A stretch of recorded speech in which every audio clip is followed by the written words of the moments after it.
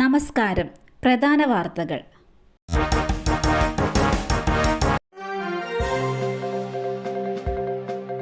അട്ടപ്പാടിയിലെ ഭൂമി തട്ടിപ്പ് കേസ് നിർണായക ഇടപെടലുമായി കളക്ടർ. ഭൂപരിഷ്കരണ നിയമം ലംഘിച്ച് മൂപ്പിൽ നായർ കുടുംബത്തിന് ഭൂമി പതിച്ചു നൽകുന്ന സംഭവത്തിൽ കളക്ടറുടെ ഇടപെടൽ.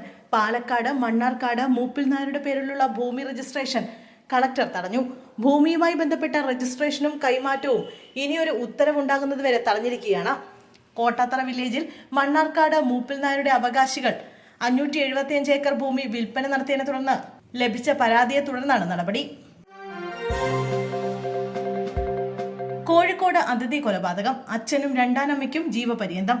കോഴിക്കോട് 7 വയസ്സുകാരി അതിഥി എസ് നമ്പൂതിരിയുടെ കൊലപാതകത്തിൽ 2 പ്രതികൾക്കും ജീവപര്യന്തം. അച്ഛൻ സുബ്രഹ്മണ്യൻ നമ്പൂതിരി, രണ്ടാനമ്മ ദീപിക അന്തർജനം എന്നിവർക്കാണ് ഹൈക്കോടതി ജീവപര്യന്തം ശിക്ഷ വിധിച്ചത്. കൊലപാതക കുറ്റമനുസരിച്ചുള്ള ശിക്ഷയാണ് ഹൈക്കോടതി ഡിവിഷൻ ബെഞ്ച് വിധിച്ചത്.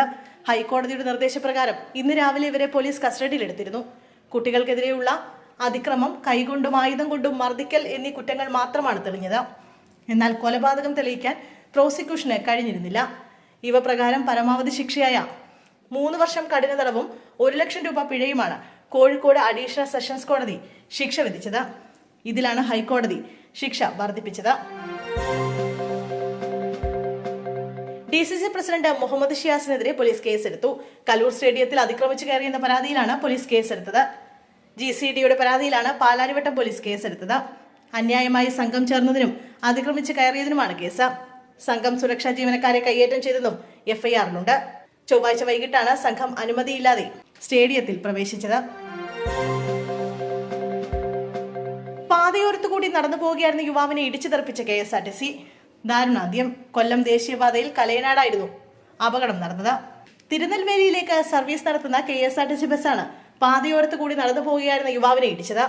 ഗുരുതരമായി പരിക്കേറ്റ ഇയാളെ പുനലൂർ താലൂക്ക് ആശുപത്രിയിൽ എത്തിച്ചെങ്കിലും രക്ഷിക്കാനായില്ല. മരിച്ചയാളെ തിരിച്ചറിഞ്ഞിട്ടില്ല. മൃതദേഹം പുനലൂർ താലൂക്ക് ആശുപത്രി മോർച്ചറിയിൽ സൂക്ഷിച്ചിരിക്കുകയാണ്. റിപ്പോർട്ട് TVക്കെതിരെ 100 കോടി രൂപയുടെ മാനനഷ്ട കേസ് നൽകി BJP സംസ്ഥാന അധ്യക്ഷൻ രാജീവ് ചന്ദ്രശേഖർ. റിപ്പോർട്ടർ ഉടമ Anto Augustine, consulting editor Arunkumar, coordinating editor Smruthy Paruthukad, news coordinator Jimmy James, Thiruvananthapuram bureau chief TV Prasad എന്നിവരടക്കം 9 പേർക്കെതിരെയാണ് കേസ്. രാജീവ് ചന്ദ്രശേഖറിന് ബന്ധമില്ലാത്ത BPL എന്ന സ്ഥാപനത്തിന്റെ ഭൂമി ഇടപാടുമായി ബന്ധപ്പെടുത്തി BJP സംസ്ഥാന അധ്യക്ഷൻ കൂടിയായ അദ്ദേഹത്തിന്റെ പേര് ദുരുപയോഗം ചെയ്ത് വ്യാജ വാർത്തകൾ തുടർച്ചയായി സംപ്രേഷണം ചെയ്തതോടെയാണ് മുംബൈ ആസ്ഥാനമായ RSP പാർട്ട്നേഴ്സ് എന്ന നിയമസ്ഥാപനം മുഖേന 100 കോടി രൂപയുടെ നോട്ടീസ് നൽകിയത്. 7 ദിവസത്തിനുള്ളിൽ വ്യാജ വാർത്ത പിൻവലിച്ച് മാപ്പ് പറയണമെന്നും നോട്ടീസിലുണ്ട്.